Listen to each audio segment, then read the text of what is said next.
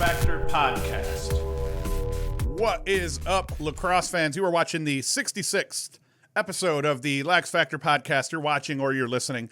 And today we're going to talk about 2020's top Tewaaraton candidates. And I'm not just going to go through the list of candidates. I may rattle off a few random candidates, but what I want to talk about are the 5 guys that I think are going to be announced as the Tewaaraton finalists come the end of the year. So it's way too early for me to be stating this now because I'm going to end up leaving 1 or 2 guys off of the list that were candidates or that were finalists last year.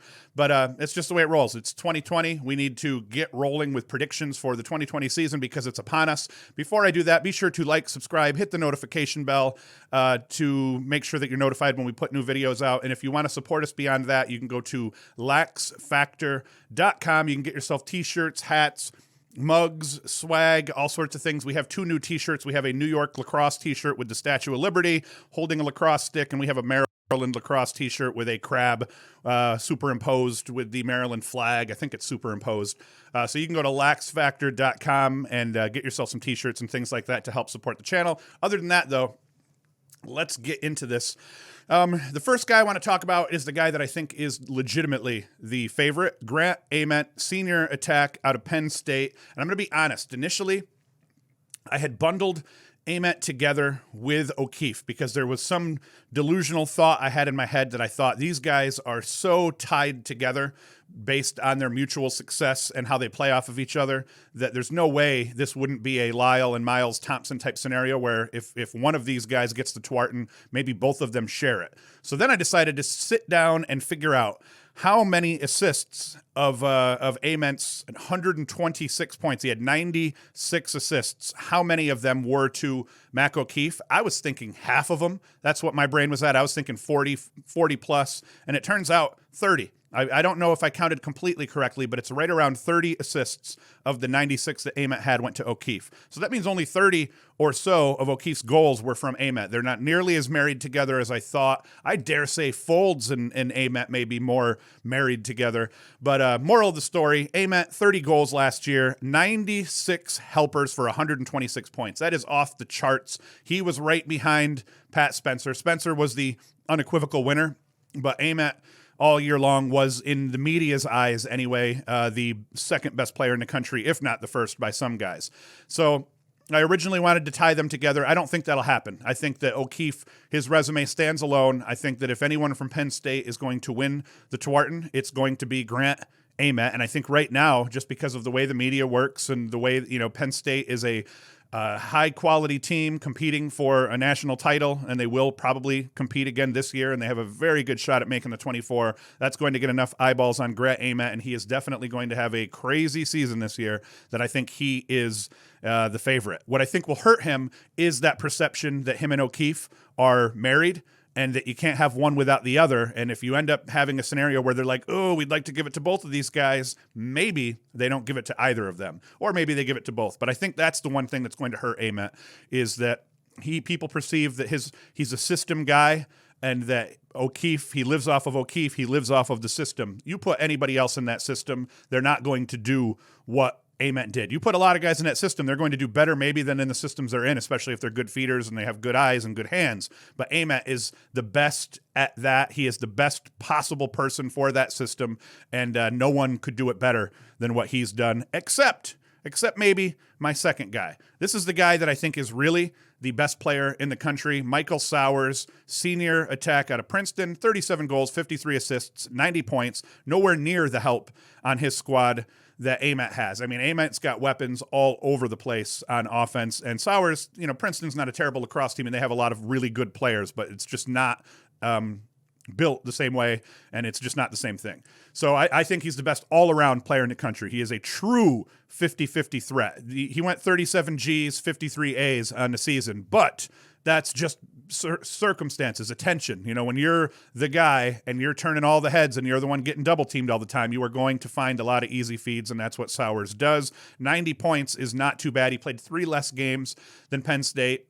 He was just a hair off of Ament's points per game pace. I think Ament averaged 7 point, or maybe it was 6.4 or something or whatever, and Sowers was just less than a point per game behind him without the help. He's an incredible team leader.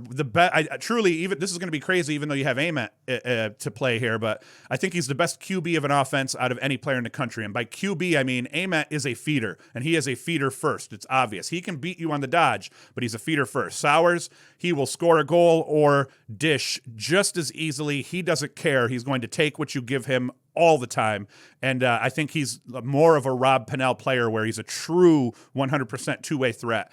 And like I said, nowhere near the help that Ament has. I think that Sowers is truly the best player in the country. I think if the award went to truly the best player in the country, which it typically does, but there's been a couple of years where there's been let's say a sexier bet, and they've gone with that. But I think what's going to hurt Sowers, he's playing for Princeton. He's going to have a hard time getting eyeballs on him. He's going to have a hard time, Princeton's going to have a hard time making their own conference tournament, let alone the NCAA tournament. So I think that's going to hurt him. These days, it's a lot better if you're on a serious contender than if you're not. It's not all that matters, but it matters in the terms of getting in front of eyeballs. And I think Sowers has been, through his career, coaches, nobody in the lacrosse landscape that's really tied to the lacrosse landscape doubts that Sowers is the best player in the country.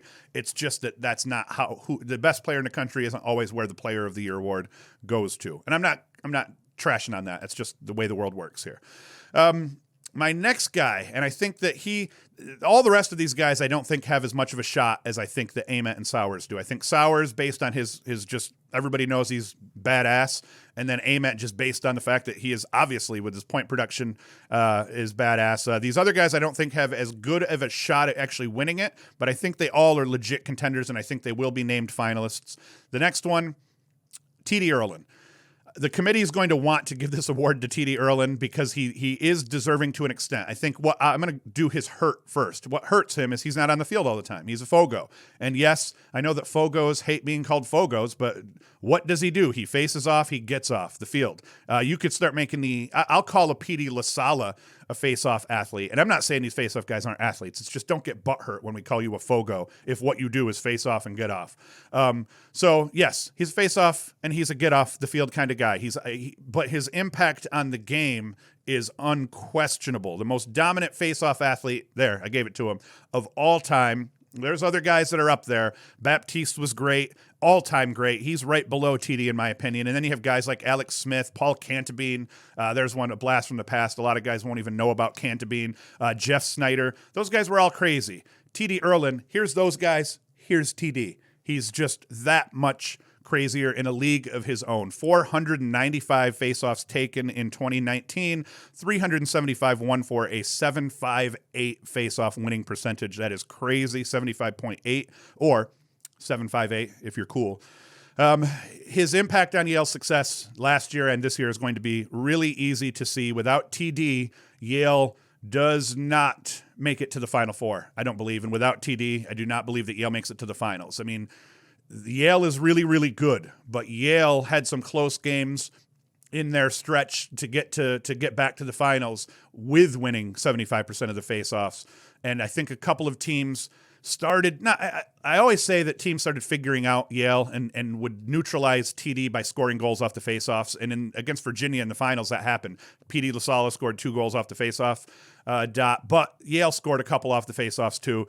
So you don't really neutralize TD. When you get 75% of the possessions, you get 75% of the possessions. I think what's going to hurt him is he's going to have to win a national championship and be the factor. I think for him to be able to win the Tewaaraton, they need to win the Natty. He needs to put up 76% on the season, and he's just not on the field enough. And I think in the end, even if Yale wins the national championship, it's quite possible, depending on who they play, depending on if it's Penn State there or what. I think it's still probably going to someone else, maybe even someone on his team. We'll see, and I'll get to that in a bit here. But I think the fact he's a face-off man, that's going to hurt him with the voters overall, especially when you consider the impact that Sowers and Ament have in terms of their point productions. It's a tough call, even though I'm cool with him getting it, especially if Yale wins the Natty. The next guy I want to talk about, let's go with his teammate first, Jackson Morrill. I think that What hurts Morrill is the fact that he's got another player on his team that's a legitimate candidate. So I think that hurts Morrill a little bit. 46 goals, 47 assists last year, 93 points. One of the most solid attackers in the country. He's another true 50-50 guy, and he does not need to have the ball in his stick all the time to produce. He will put up points off ball. He will put up points carrying the ball. He'll put up points in transition. He can do everything. He's one of the most solid attackers in the country. And he's playing on a line where it's going to be, I think, impossible for polls to pay him extra attention. Brandow has emerged as a ridiculous dodger. Gaudet, one of the better off-ball attackmen in the country. And last year, Gaudet started developing his outside shot a little bit more, and that's just going to make Yale that much more dangerous. But you bring back one of the best attack lines in the country, and they come back wholesale. Yale's only question mark is at the midfield, where they did lose guys like Sessa and Jack Ty and a couple of others. I think Kotler they may have lost, or maybe Kotler's coming back. I can't remember.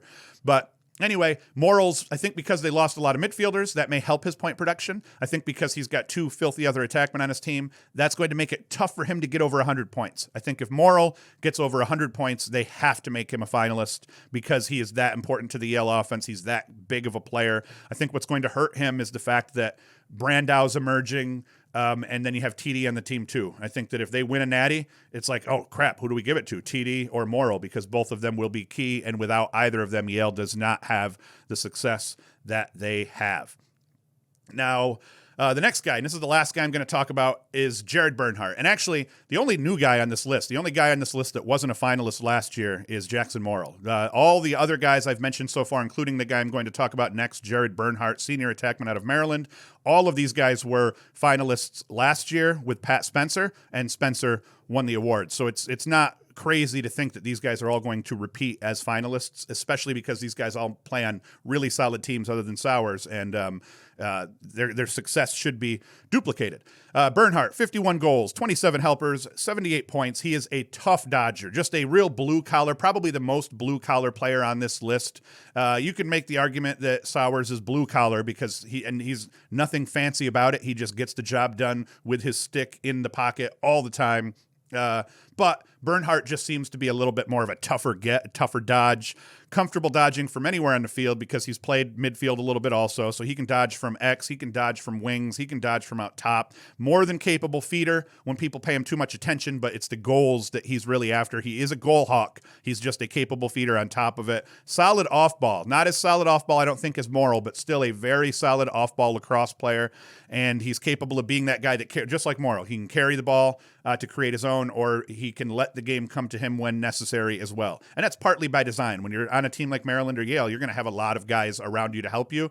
And the guys that force the issue are the guys that screw up that kind of flow. And neither of these guys will do that. They will let the game come to them and still put up 5, 6, 7 points in that game.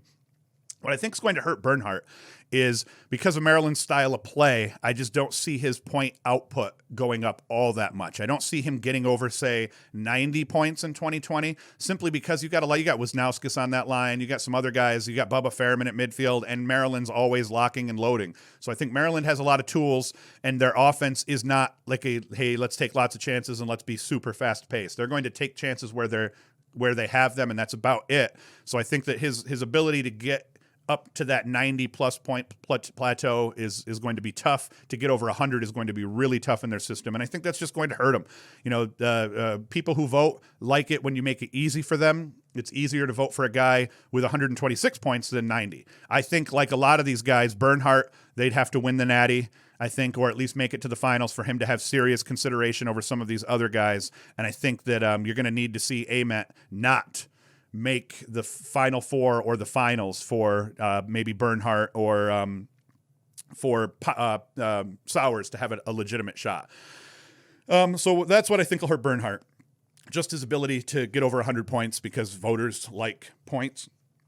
So that is my list. Now, other guys that I think, those are the guys that I think will make that'll be finalists. Other guys that are right there on the edge for finalists are going to be obviously Chris Gray. I think what's going to hurt Chris Gray and maybe stop him from being a finalist is going to be, once again, point production. He put up 100-plus points as a sophomore at Boston U. He's going to have a hard time putting up 100-plus points in that UNC system. I don't think they're going to use him that way. There's tons of weapons around him, too, especially they've got a lot of spot shooters. So I think you may see Gray, instead of having more of a 50-50 or close to it output. I think you may see him go assist heavy this year, but I do not see him carrying the ball so much that he's going to have 100-plus points again.